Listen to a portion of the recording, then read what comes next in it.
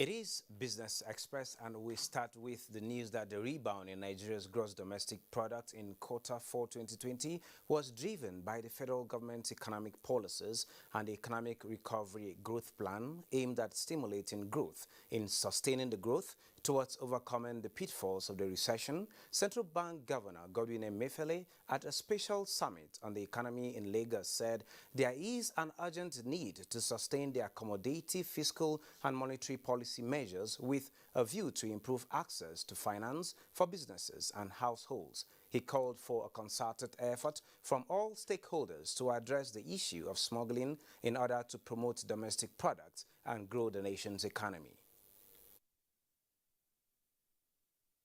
The central bank will remain at the forefront to fight smugglers in this country. We will not allow smugglers of goods that are banned, goods that are not allowed, goods that are restricted, goods that can be produced in the country. We will not allow those goods to come into the country.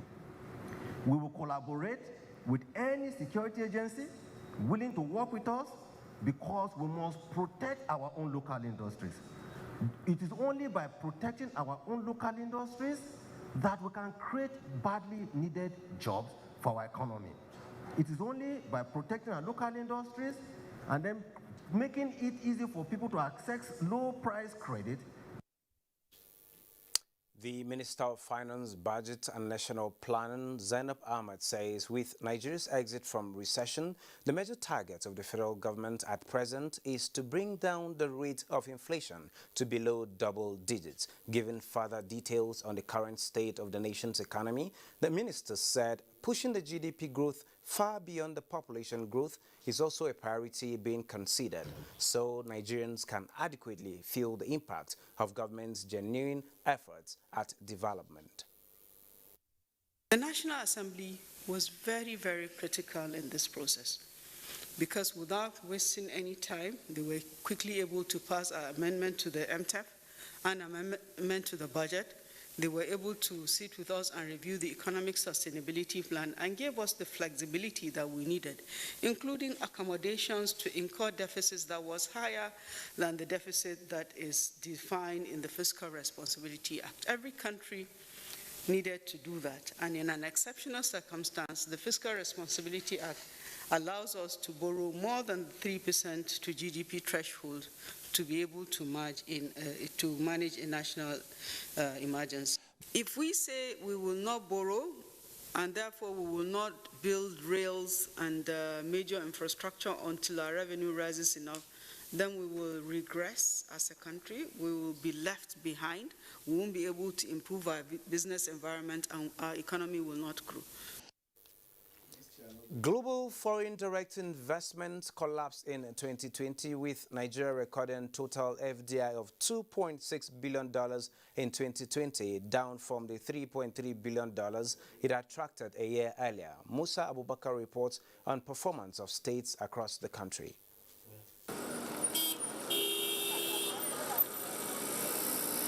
Businesses are gradually picking up after relaxation of COVID-19 restrictions. This is after the economy had been ravaged by the pandemic.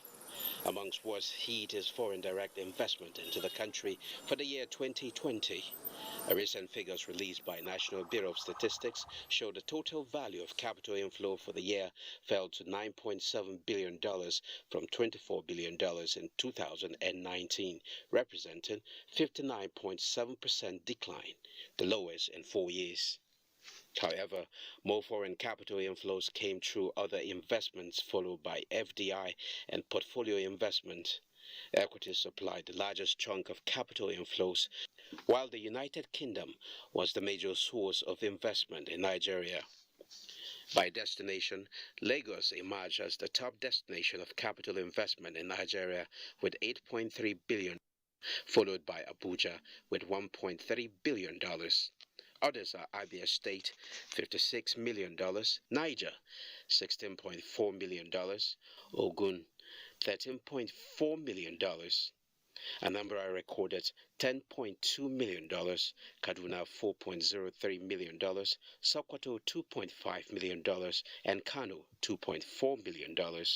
The report stated that about 26 Nigerian states recorded zero foreign investment in the whole of 2020, and most of the states are from the northern part of the country.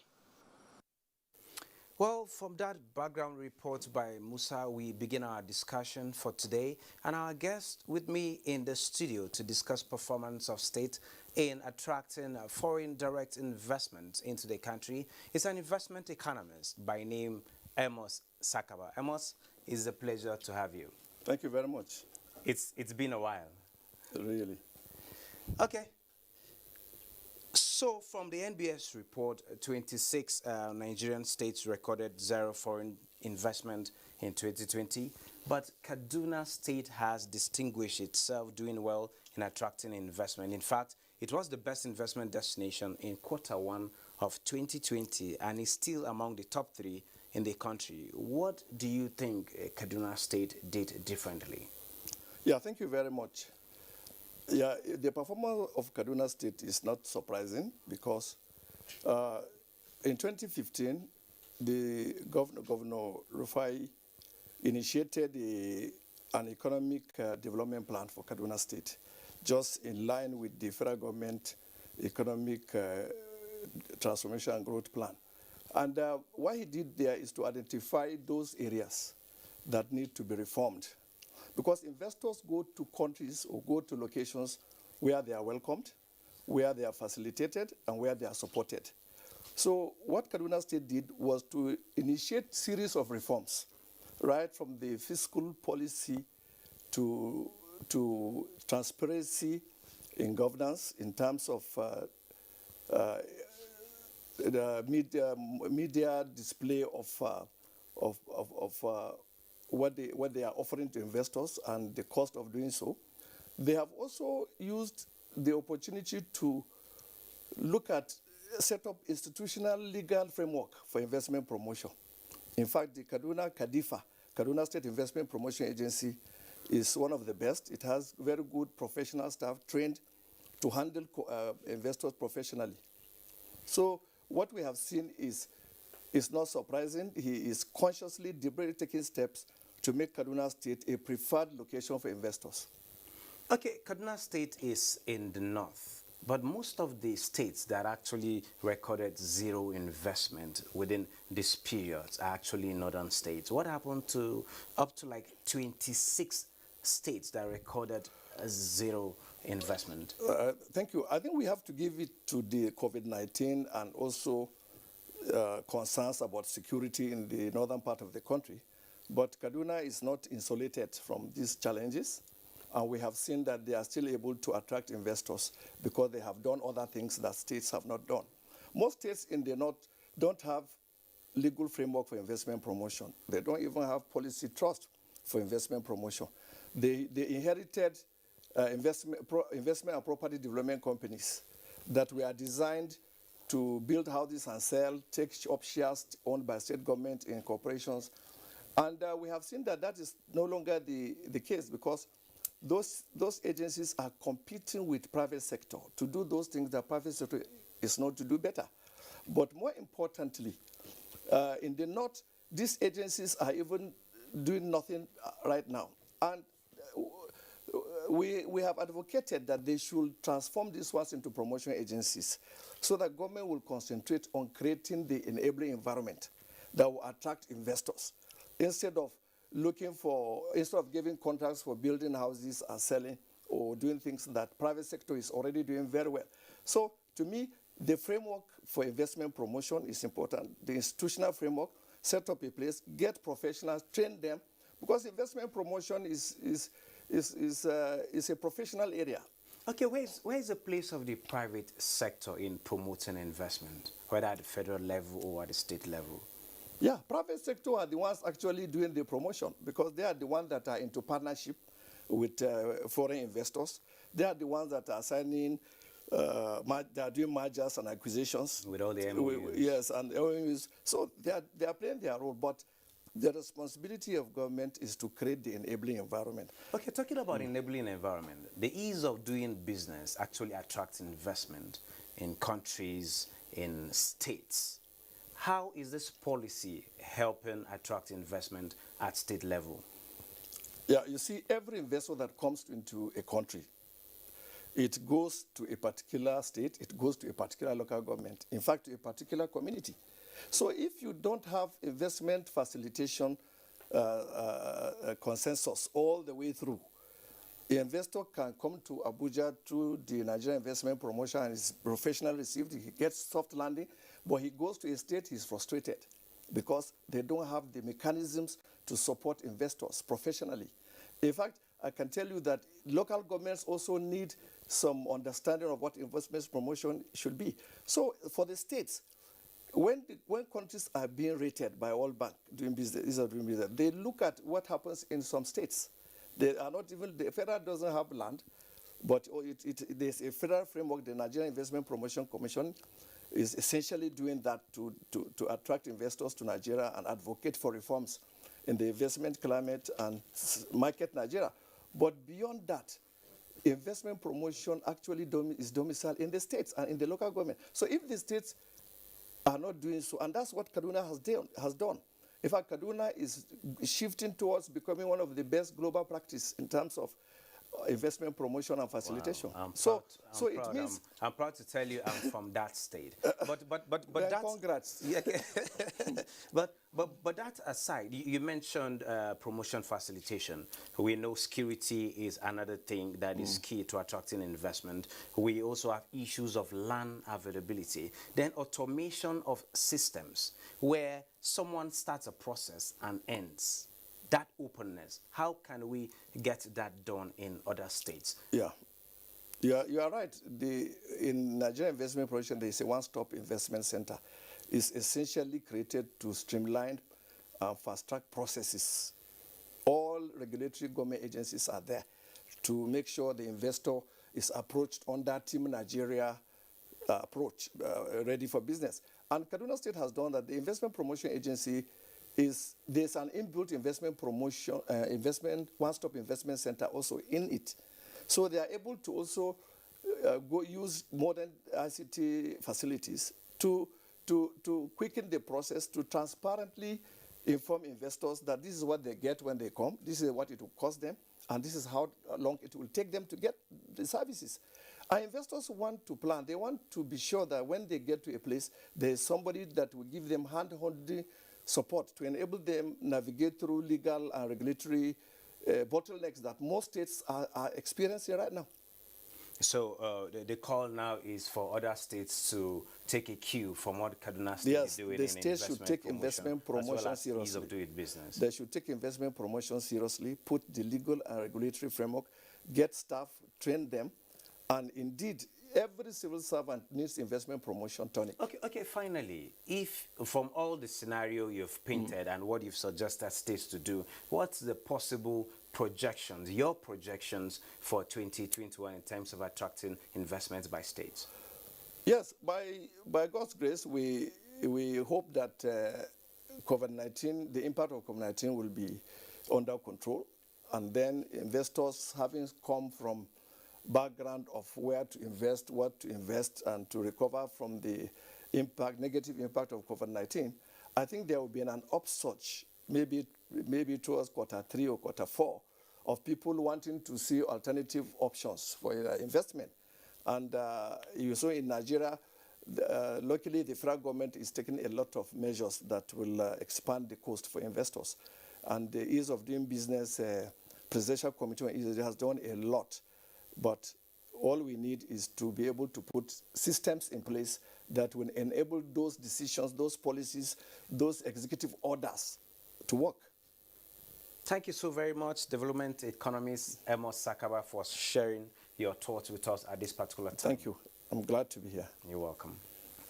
Well, moving on, Nigerian exporters are bracing themselves to benefit from the numerous trade opportunities on the African continent. This is with the official commencement of the AFTA in January 2021. As part of strategies, the Institute of Export Operations and Management held an enlightenment forum for its members nationwide. Joy Uzo reports. The conference attracted business owners and trade facilitation officials in the country and has as its theme, repositioning businesses for African Continental Free Trade Area, AFCFTA, in a post-COVID-19 era.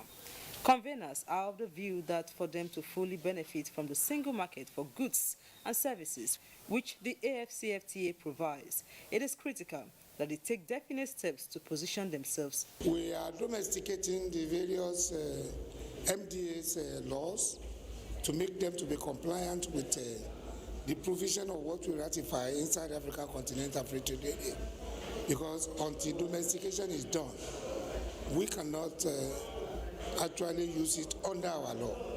So that is being done. Apart from that, there is massive sensitization going on.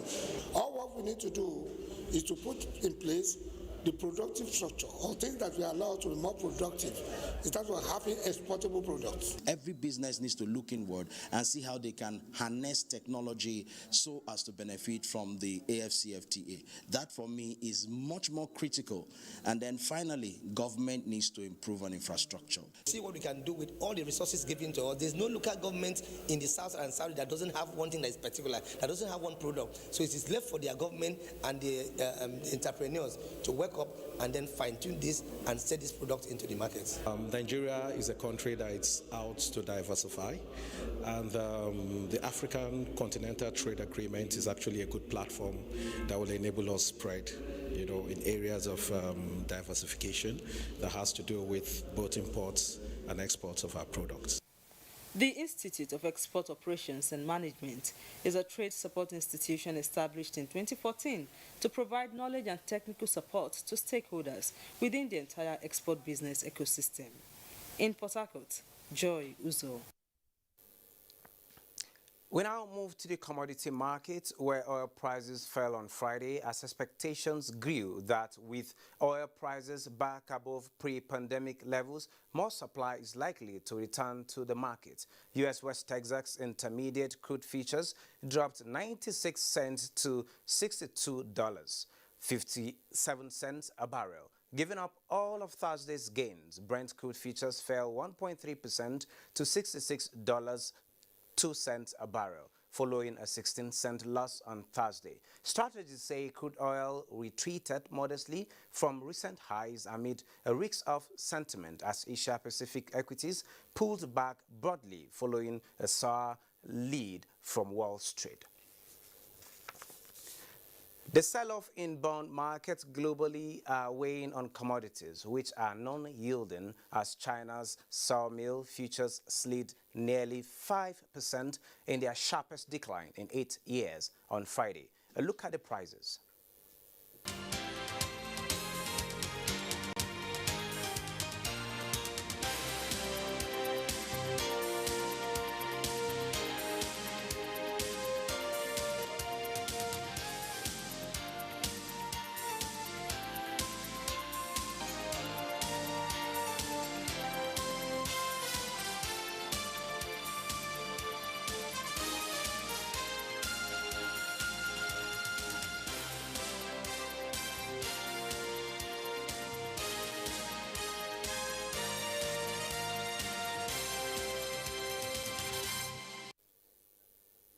And on the capital market, it seems the bears have returned, with the market losing.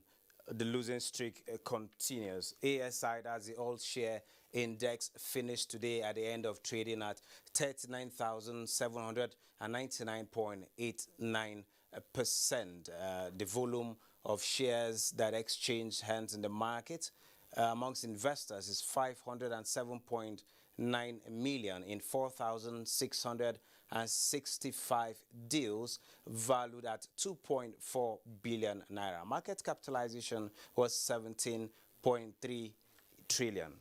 It is expected that the market will get better with Bruce. Okay, we also have the top trades being led by the top trades. We have Nemo Bank, 304.5 million volume, valued at 197.2 million. FBNH is 3.7 million volume of shares, valued at 226 million, while the third is Zenith Bank with 26.6 million volume of shares, valued at 677.4 million naira. Well, on the global stocks fell on Friday, with Asian shares down by most in 9 months. Neka Oko has a review of market activities. Stocks in Asia fell sharply on Friday following an overnight drop on Wall Street as a rapid rise in bond yields rattled investor sentiment. In Japan, the Nikkei 225 led losses among the region's major markets as it fell 3.99% to close at 28,966.01, while Hong Kong's Hang Seng Index plunged 3.64%. Mainland Chinese stocks also fell on the day, with the Shanghai Composite down 2.12%. European stocks retreated slightly after global markets were upsetted by a sudden spike in bond yields that sent investors fleeing highly valued segments of the market. CAC 40 of France slipped 0.53% to finish its trading day at 5,753.49. London FTSE 0.22%, while Germany DAX declined 0.24%. Contracts tied to the major U.S. stocks were volatile in early trading. The Dow Jones Industrial Average dropped 1.75%. The S&P 500 lost 2.4% to clinch its worst day since January 27, while the Nasdaq Composite shed 3.5%. African markets also plunged on Friday, with most stocks recording losses except for Ghana's GSE Composite, which traded in positive territory to close at 2,177.43. That's Global Markets. I'm Neka Oko. Thank you, Neka. A collapse in bond prices in the last couple of days led to gains in the US dollar this Friday. Let's see the exchange rate.